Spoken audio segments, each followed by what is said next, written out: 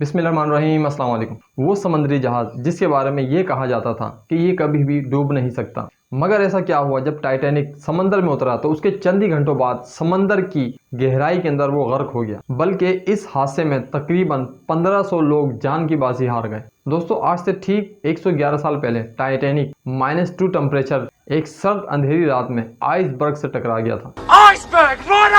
और उस time Titanic में मौजूद ज़्यादातर जो पैसेंजर थे वो आराम कर रहे थे। दोस्तों, उन्हें क्या खबर थी कि उनके साथ क्या होने वाला है। उस टाइम टाइटैनिक 41 किलोमीटर फी घंटा रफ्तार से इंग्लैंड के शहर साउथ मेप टाउन से अमेरिका के शहर न्यूयॉर्क जा रहा था।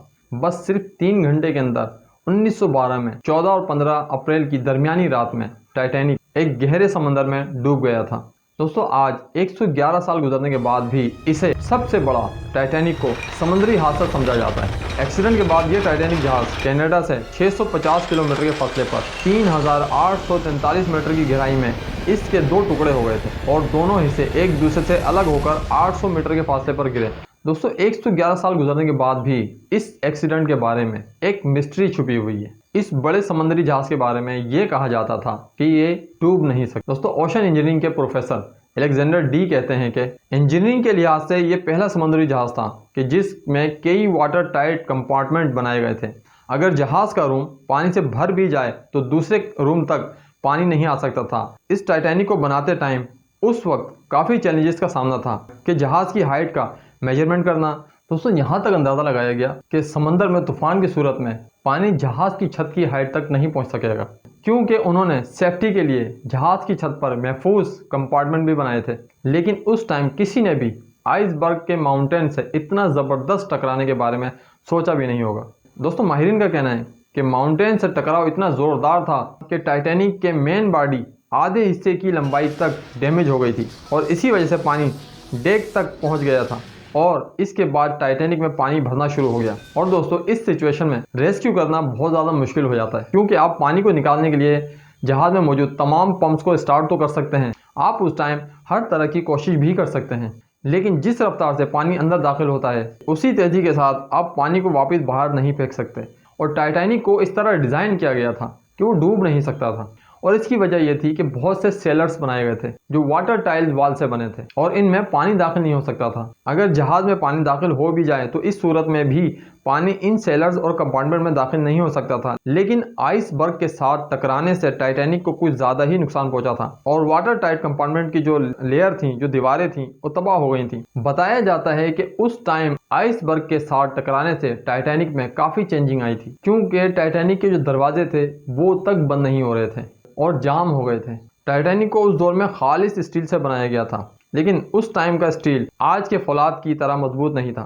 1940 के दरमियान तक जहाज का मेन हिस्सा शीट मेटल से बनाया था, मगर बाद में मेटल को पिघलाकर इन जहाज की मेन बॉडी बनाने के लिए इस्तेमाल किया गया था। माहिरीन बताते हैं कि आज के समुद्री जहाज समंदर की लहरों को और समंदर में आए तूफानों से निपटने की ज़्यादा सलाहियत रखते हैं। दोस्तों, सबसे इम्पोर्टेंट और समझने की बात यह है कि उस टाइम जहाज की यानी टाइटैनिक की स्पीड को कम क्यों नहीं किया गया, क्यों उसकी स्पीड को बरकरार रखा गया, आखिर इसमें ऐसा क्या राज था और ये ब्लू प्रिंट क्या है। आइए थोड़ा समझ लें इसको भी। माहिरीन के मुताबिक आइसबर्ग से भरे एरियाज से गुजरने में मुश्किलात के बावजूद सफ़र को तेज़ी से मुकम्मल करने का शदीद प्रेशर होता है और ये प्रेशर असल में ब्लू बैंड के लिए होता था। दोस्तों, 1839 में शुरू होने वाला ये मेडल समंदर को पार करने वाले तेज तरीन समुद्री जहाज को दिया जाता था और टाइटैनिक को इस एजाज के लिए सबसे अहम समझा जाता था। माहिरीन का कहना है कि उस ज़माने में टाइटैनिक को बनाने के लिए बेहतरीन इंजीनियरिंग और टेक्नोलॉजी का इस्तेमाल किया जाता था। दोस्तों, उस वक्त इंग्लैंड और जर्मनी की कंपनियों के बीच मुकाबला था कि सबसे बड़े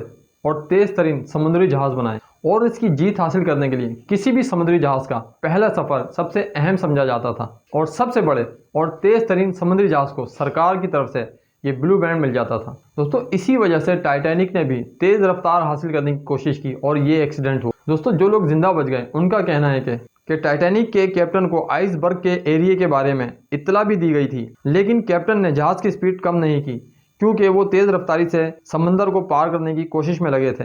दोस्तों, टाइटैनिक इस एजाज़ यानी इस मेडल को हासिल करने वाला एक अकेला समुद्री जहाज नहीं था, बल्कि टाइटैनिक को चलाने वाली कंपनी ने 20वीं सदी के शुरू में ही 3 समुद्री बड़े जहाज बनाने का ऑर्डर दिया था। सन 1908 और 1915 के दरमियान बनाए गए इन जहाजों को ओलंपिक्स क्लास जहाज कहा जाता था। पहले 2 समुद्री जहाजों ने 1908 में ओलंपिक और 1909 में टाइटैनिक की तैयारी शुरू की और तीसरे जहाज दी जायंटिक की तैयारी 1911 में शुरू हुई। मगर अफसोस कि तीनों जहाज किसी न किसी एक्सीडेंट का शिकार हो गए। दोस्तों, ये तीनों समुद्री जहाज अपने वक्त में, अपने टाइम में एक बहुत बड़े समुद्री जहाज थे। मगर आज इस मौजूदा दौर में अगर उन जहाज़ों को आज के जहाज़ों से कंपेयर किया जाए तो आज के मुकाबले में ये एक बहुत छोटे और एक बोट की तरह हैं। टाइटैनिक की लंबाई 269 मीटर थी।